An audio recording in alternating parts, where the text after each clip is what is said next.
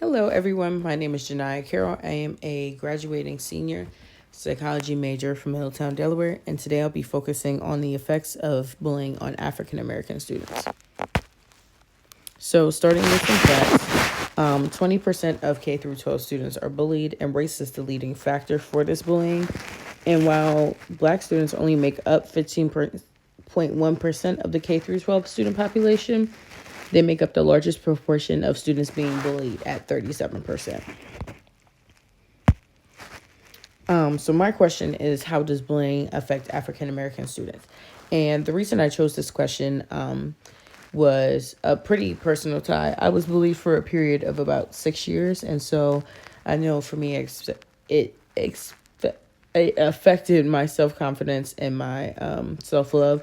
So I just wanted to know if that translated for other students, other Black students, and I also wanted to know if they still feel the same way today.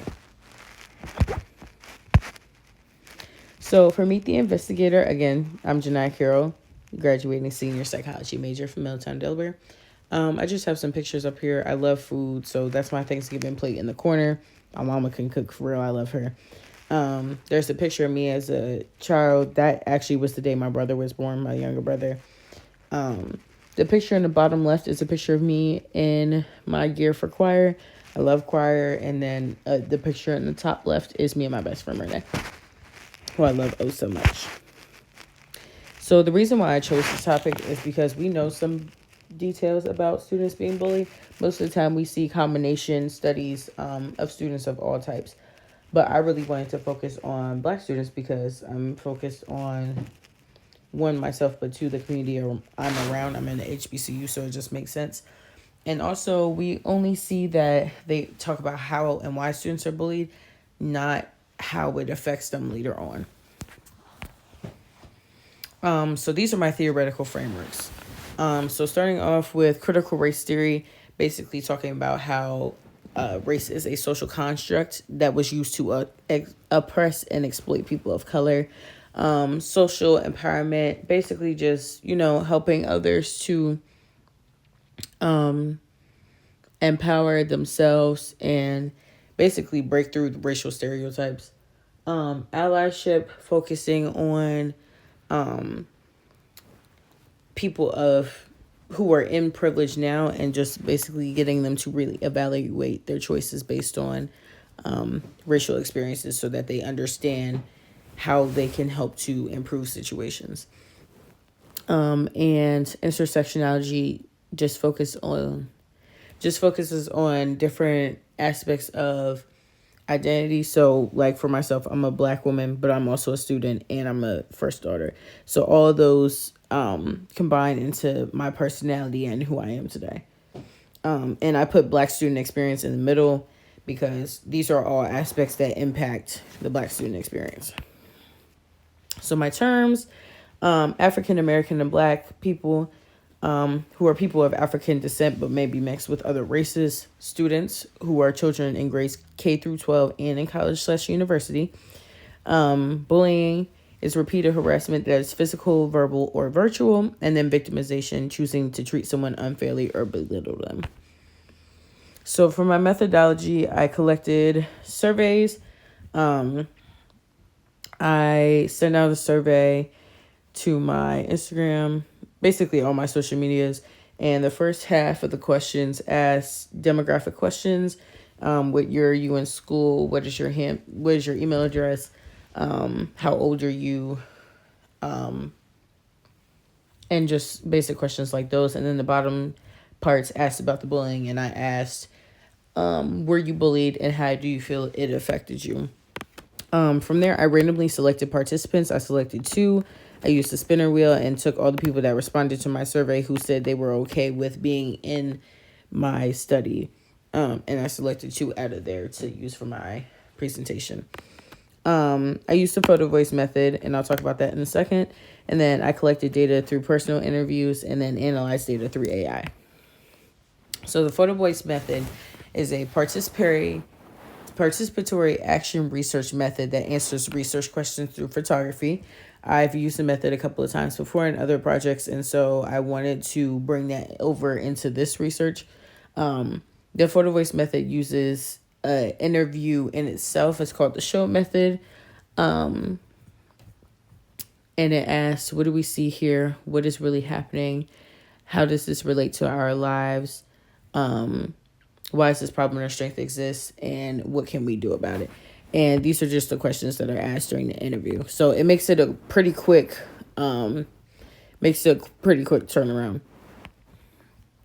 So my first participant, her photo was titled "Roses Are Red, Violets Are Blue.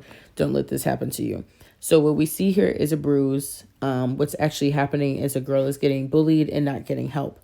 How does this relate to our lives? Sometimes we don't know how to speak up for ourselves when we know something isn't right. Why does this problem or strength exist? When bullies, it exists because bullies take advantage of passive people. And then for what can we do about it? She said, give them a taste of their own medicine so they know how it feels and won't do it to others ever again. My second participant labeled her photo reflecting in isolation. She said, we see a mural in the California African American Museum. What is really happening is that a woman is trying to reclaim her blackness by connecting with art made by other Black individuals. She said this can be a relation back to our lives because many Black people, a topic of bullying is their race. And she went on to explain that her Blackness is what made her different as a kid, and she felt that by the time she was older, she felt what should have been embraced, she then hated because of the experience that she went through as a child being bullied. And then why does it exist? She basically explained that people, even within the home, Black parents sometimes say remarks that the child then internalizes, and then they take that and they forever hold on to that. And she said, what can we do about it? She said to keep diversity, equity, and inclusion and critical race in schools. She said that if we're not allowed to acknowledge the things that make us different, that can bring us together, then the violence will keep continuing. And the school system is where students can learn how to be culturally competent and learn how to embrace diversity. So here I have a diagram I made of some common themes I made, or some common themes I saw. I ran my responses through AI to help me create these things.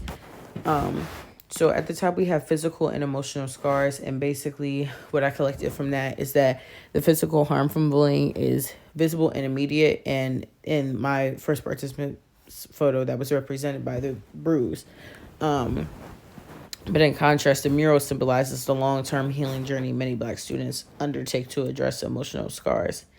And then in the one for isolation and lack of support, the lack of intervention reflects the feelings of abandonment that exacerbate and the negative feelings of bullying. The woman's journey to reclaim her Blackness suggests how the isolation caused by bullying, often tied to racial identity, can result in a prolonged disconnection from one's heritage and self-worth. For the impact on racial identity, bullying is based on racial identity, forces Black students internalize shame, self-hatred, and leading to a detachment from their cultural roots.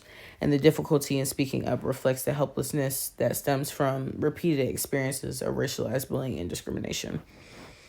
For roots of hatred and socialization, passive behavior makes students vulnerable to bullying, but the root cause lies in prejudices learning at home.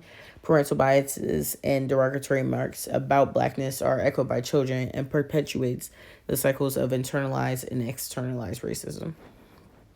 And then for the justice and systemic change, the responses showed that there were different approaches to addressing bullying. Some advocated for retribution as a way to deter bullies, while others called for systemic change through education.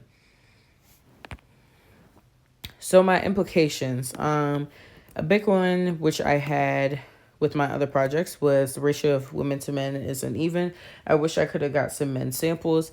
I also felt that too, sometimes men don't like to talk about the emotional side of things. And so it was also harder to get men to answer my survey.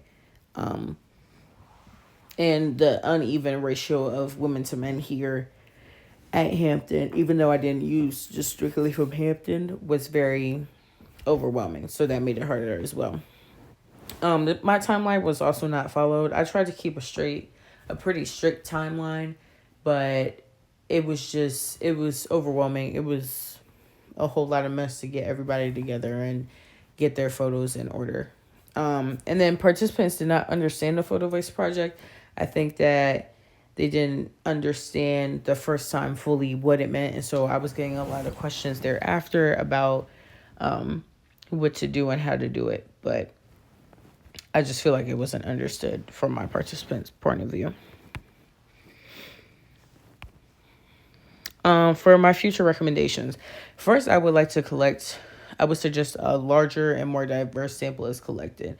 I would suggest at least a ratio of 50-50 men to women so that there's experience from both ends. Um, and also, I think a larger sample overall would just give more data to the project. I also suggest using focus groups instead of individual interviews. I feel like the individual interviews were almost kind of awkward in a sense because, um, my participants didn't know me that well, but they were still trying to give me answers. But not everybody always likes to talk about the trauma they face, and that's understandable. So I feel like focus groups, when you hear other people talking together about it, it kind of brings everybody in and can get everybody to feel comfortable with it. Um, and then I also said that I would have liked to have a more intensive photo voice training.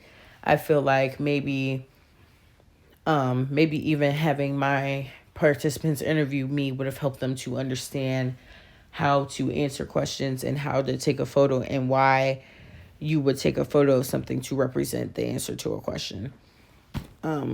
Yeah, I think that would be a more productive way of doing it because they were confused about photo voice because it was new to them and it's new to me as well, and I remember how long it took me to learn about it and to actually be able to execute it.